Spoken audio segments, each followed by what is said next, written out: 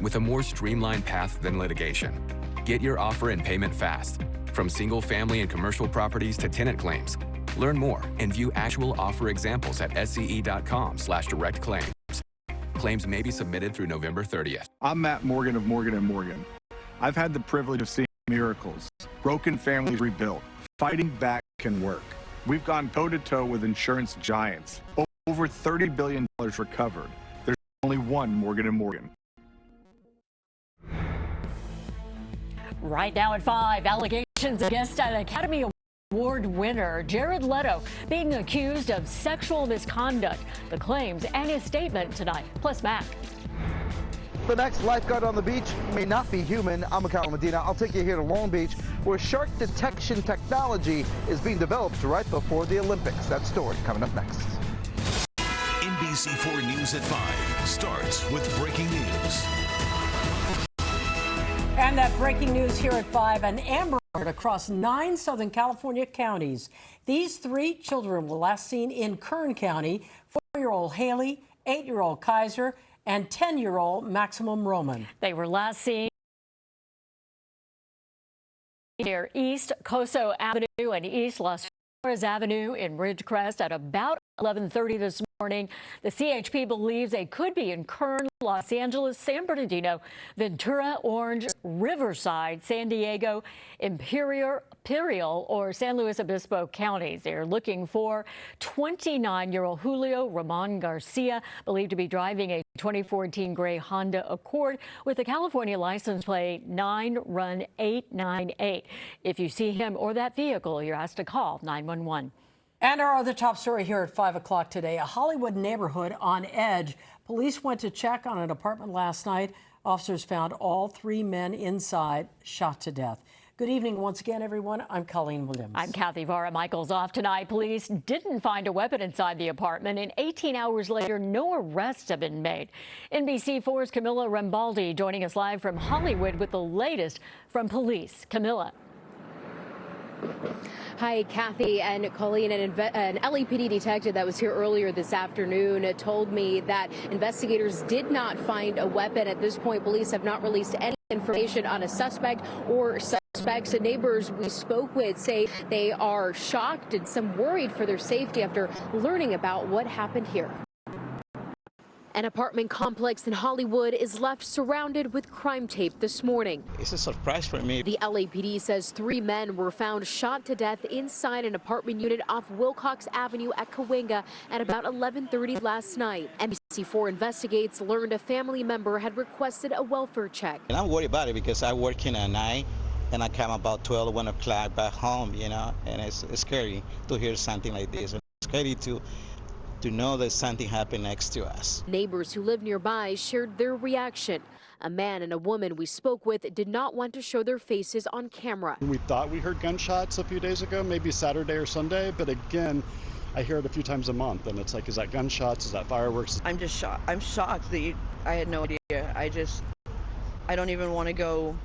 Today in LA, spoke with one woman who lives above the apartment where the 3 men were found. It's shocking and scary. I woke up at 3 o'clock in the morning with police coming in front of my apartment with flashlights. An LAPD detective says investigators did not find a weapon. It is still unclear what led up to the shooting. Neighbors in the area say they are still trying to process what happened. It hits close to home. Bless a lot of people to gun violence, so it kind of does, like trigger that aspect too. There's still a lot of questions at this hour. The names and ages of the 3 men who were found here in Hollywood at this apartment complex have not been released. We're live in Hollywood. Camilla Rambaldi, NBC4 News. Now to the sexual assault allegations directed at Jared Leto. Several women now coming forward in a new documentary. One of the alleged victims says she was assaulted at his home here in Southern California. NBC4's Conan Nolan tracking the fallout from the newsroom for us. That's right. There is no indication any of the women cited in the documentary sought criminal recourse for what they are accusing Jared Leto of doing, not with the LAPD, the Sheriff's Department, or the LA District Attorney's Office. The actor has strongly denied all the allegations. journey. He is one of Hollywood's most eclectic actors, having starred in multiple high-profile films: Fight Club, House of Gucci, American Psycho. I've been looking for you, Lone Star. With an Academy Award for his role as a trans woman in the 2013 film Dallas Buyers Club. He's also behind the Burbank-based Hive Media Group, a social media marketing agency, and is the frontman for the chart-topping rock band 30 Seconds to Mars, which he once promoted by scaling, with permission, the Empire State Building. I saw my mother in the window of the 80th floor, and that was a nice surprise. But now, 54-year-old Jared Leto's image is in crisis.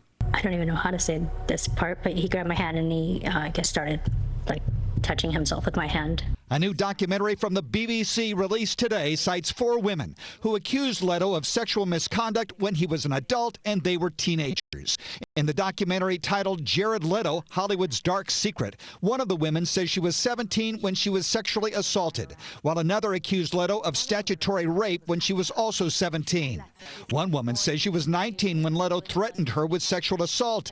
Another says she was 16 when Leto propositioned her. I had mentioned to him that my dad was in law enforcement, that I knew with certainty that here in California, the age of consent is 18. He just kind of shrugged it off like it wasn't a huge concern for him. The actor has strongly denied the accusations. In a statement writing, "I have never sexually assaulted anyone in my entire life. These claims are absolutely and categorically false." But Leto has faced controversy of this nature before. The entertainment and fashion newsletter Airmail last year published a report citing 9 women who also accused Leto of sexual impropriety and predatory behavior over a period of 2 decades. Leto also forcefully denied the allegations. Now, the BBC says it has corroborated a number of the women's accounts with friends and family who were told about the encounters with Leto at the time. The outlet also says it has seen pictures and messages that support the women's allegations. I'm Conan Nolan, NBC4 News. Conan, thank you. A former Garden Grove police officer is now facing charges for allegedly having sex with a teenage police explorer. Prosecutors say 32-year-old Roberto Machuca had several sexual encounters with the 16-year-old girl. They say the relationship started in May while Machuca was an advisor for the Explorer program. Police yesterday he has pleaded not guilty to 3 felony charges and is scheduled to appear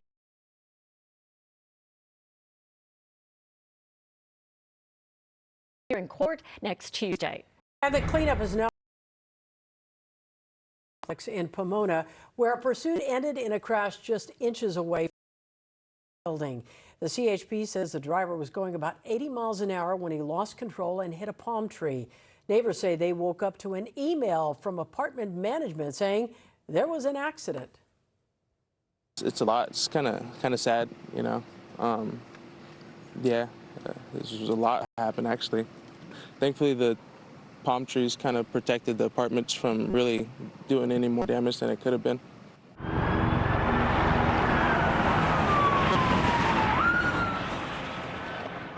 The driver of that car died. The CHP says he was driving up to 120 miles an hour at times during that pursuit.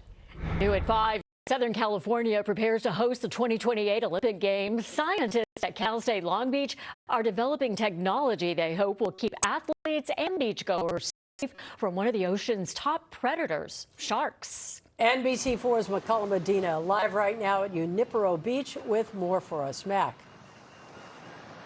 Well, Colleen and Kathy, the Shark Lab at Cal State Long Beach has developed an autonomous surveillance vessel that could be out on the water by the Olympics in 2028 and send direct alerts live when there's a shark in the water to lifeguards here on the beach.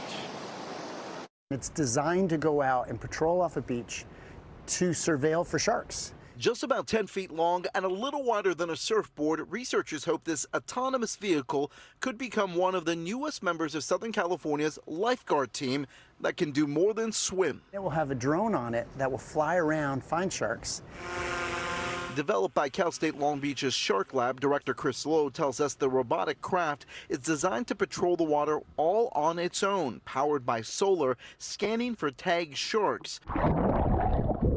below the surface while transmitting real-time information back to lifeguards on the beach. It'll be listening for our acoustically tagged sharks. It'll take water samples to look for white shark DNA. The vessel's just one piece of a growing high-tech network. The Shark Lab has tagged hundreds of juvenile white sharks, deployed underwater listening stations along the California coast, and use aerial drones to spot sharks from up above. By 2028, that information could be helpful to officials to monitor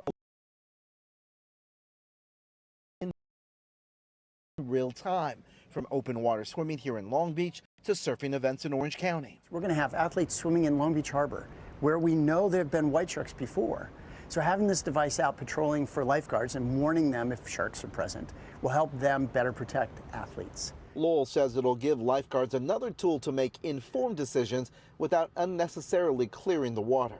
The challenge now, though, isn't the technology, it's the funding. Shark Lab says state funding that helped build systems expires this fall. Without additional support, researchers tell us that some of the technology being developed for the Olympics could be scaled back before the games even begin. It won't work if we don't have tag sharks out there. So we've got to keep tagging sharks, and that's part of the California Shark Beach Safety Program. And in order to keep this program running, make this boat work, we've got to keep running that program. Now, Lowell says the goal here is to make sure the waters are safe as possible, not just during the Olympics, but for years beyond the Olympics once that torch is put out. We're live in Long Beach. I'm Michael Medina. All right, back. Thank you. Turning to the weather right now. Enjoy the conditions because tomorrow we start warming up again. Looking live from our Mount Wilson camera, meteorologist Melissa McGee is here with your first alert forecast. Yeah, Kathy, like it or not, here it comes. We've got a heat wave that starts tomorrow. It continues into our weekend. Right now, we've got numbers along the coast and the basin in the 70s and 80s, but the 90s and the triple digits continue this afternoon. We've got more of that on the way tomorrow. Extreme heat warnings posted in pink across the area, and in orange we've got a heat advisory, so we know the drill already. This starts on your Thursday, it continues into your Sunday, a moderate to high risk for some heat related illnesses. So we'll talk about the weather headlines here. Thursday into your weekend, extreme heat on the way away from the coast. The peak of the heat will likely be on